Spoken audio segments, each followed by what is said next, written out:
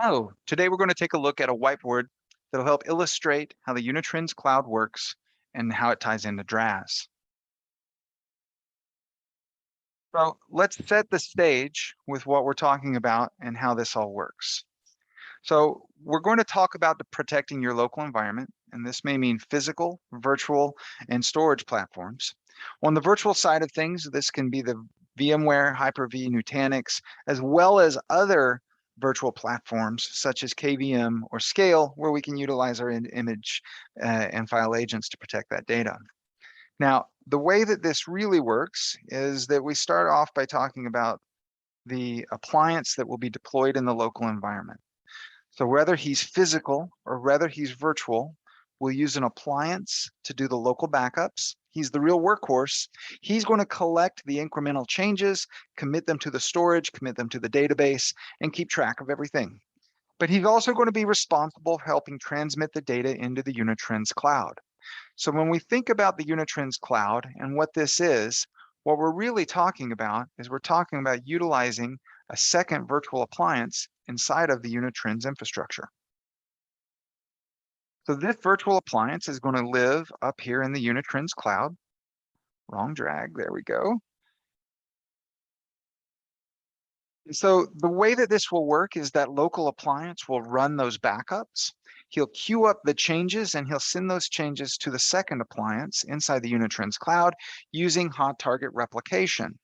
Now, when we think about hot target replication, the key word here is that this is incremental. It's also deduped, it's also compressed, but the goal is to optimize that WAN link, and we can combine that with bandwidth throttling so that we can get the data from the local appliance to the cloud and do that in an efficient manner.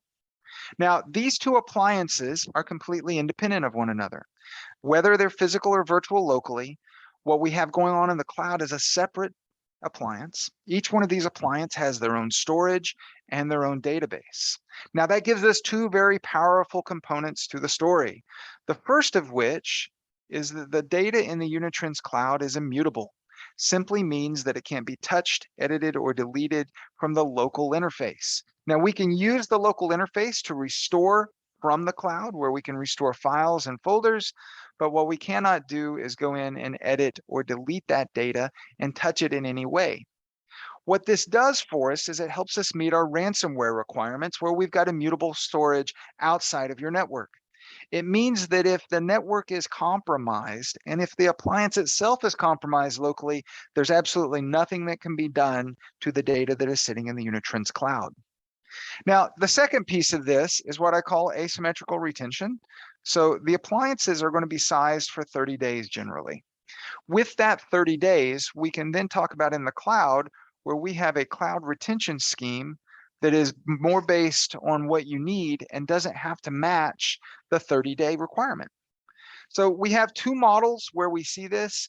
On the MSP side of the house, we will use a grandfather, father, son scheme to be able to keep daily, weekly, and monthly copies that get us out to 1 year.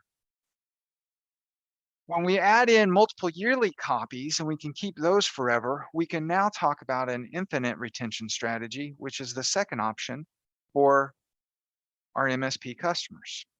For our SMB and end user customers, we will open up a 90-day, and then we will also open up yearly copies to get us out from 2 to 7 years as well. Now, the way that this storage works is that your pricing is based on what we're protecting, not what we're storing or transmitting.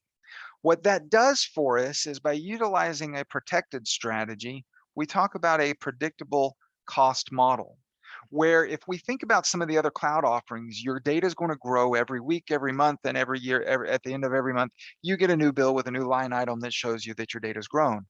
So we're going to calculate in the required storage, include the retention that goes along with that, and that's the price that you pay. And that price is going to be used to dictate going forward. There's no ingress, there's no egress, any of that kind of thing. It's all based on what you're protecting.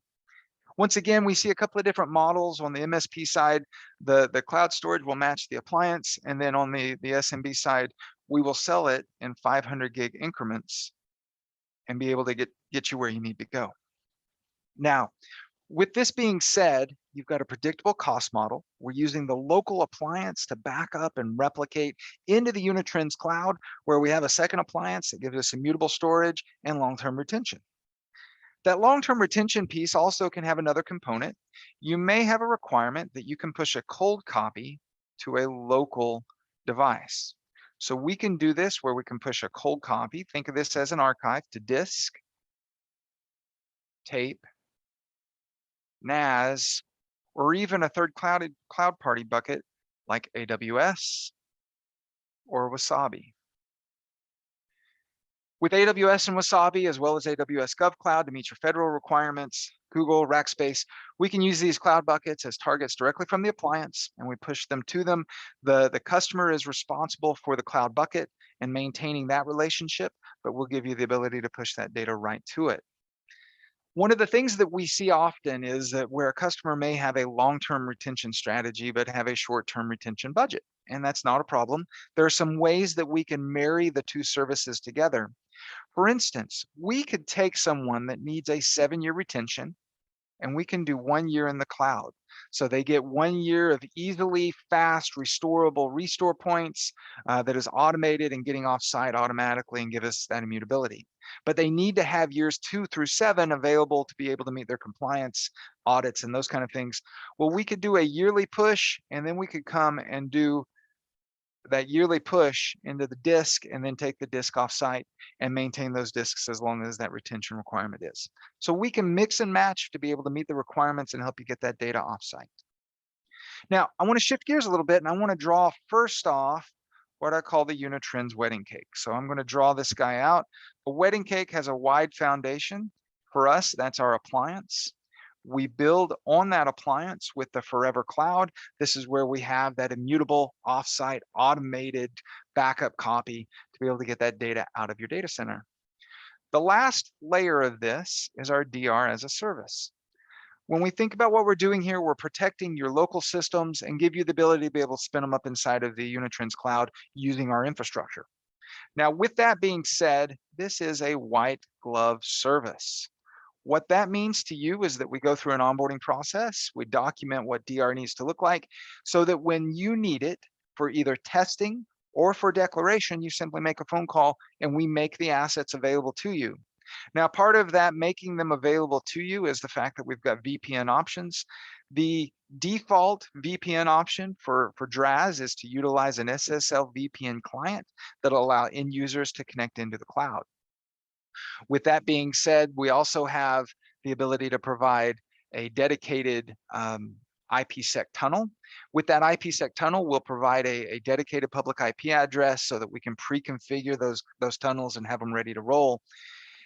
That IP address is an important part of this as well, because we can use that public IP addresses that we provide to help you with a web-facing public server that we would be able to provide that. You would be responsible for the DNS changes, but we can give you a static public IP address to connect to. Now, the last part of our DRaaS strategy is the fact that it is an SLA-based service. We have 3 SLAs that range from a 1-hour guarantee, a 24-hour guarantee,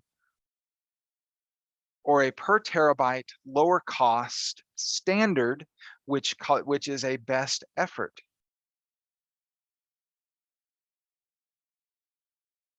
We want to transition into a chart that'll show us a little bit of the differences here so that we can understand exactly what the differences between these are.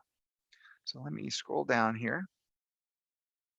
So when we think about DRaaS, 3 levels are standard, elite, and premium. The standard is that best effort, but it is an unlimited number of VMs. It's based on your storage, just like your cloud storage is, and it's just a matter of adding that as an uplift. So if you have 10 terabytes with a cloud contract, I don't care if that 10 terabytes is 5 VMs or 15 VMs, we'll be able to protect all of them and be able to give you that. Now, with it being a best effort, you know, a lot of customers experience where they make a phone call, our team starts spinning them up and they spin them up manually, and that process is really met pretty quickly. You know, it's a matter of working through that and doing that. But we can do better than that with our guaranteed SLAs, where we move into an automated stance utilizing recovery assurance. With recovery assurance, we create a job inside of our cloud. We spin up the copies of the VMs, we test them on a regular basis, and then we provide a compliance report that shows us exactly how long it takes to recover and if you've got good backup plans. Now, if we think about that and we translate that into the SLA, we are testing your backups on a regular basis, being able to provide a report that shows that, yep, we've got good backups and we know how long it'll take to get there. But we can also use recovery assurance to automate and orchestrate recovery. So we have a predefined job that when you call, we simply execute the job. It will spin up the VMs and make all of that available. With that being said, these guaranteed SLAs, we also throw in some things like replicas, where we can have a dynamic warm standby copy. A lot of words there, but basically we keep a copy of it that updates every time we run a backup, so that when we need to be able to meet a 1-hour SLA, we simply power on the system.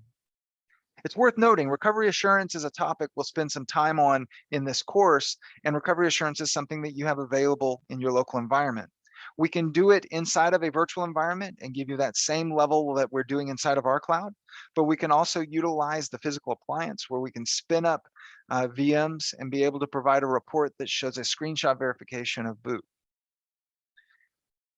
One last piece that we have to make sure that we include in this are the resources available when we spin up systems. Each SLA has its level of resources for CPU and RAM that are available.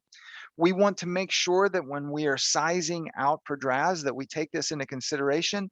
We don't want to put a system that runs on 32 gigs into an 8 gig package, if you will. We want to make sure that we manage that, and that may mean adjusting how that system runs. That may mean putting him on a higher SLA, but it's a piece that we want to make sure that we have in focus as we move forward. As I bring this to close, the Unitrends Forever Cloud gives us a automated way to get your data offsite, give you an automated way to give you that immutable copy, and then we give you the convenience and the confidence that you could recover in the Unitrends cloud with simply a phone call.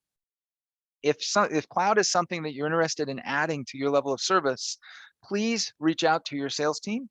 We would love to help you put together a quote. That quote, to go from having an appliance to having cloud, is a pretty easy process. We'll pull a report off of your current appliance, and then we will look at how much your protected capacity is and utilize that to make sure that we size your cloud out appropriately, and then also deal with any of those elite and premium systems that may need some additional resources or shorter SLAs.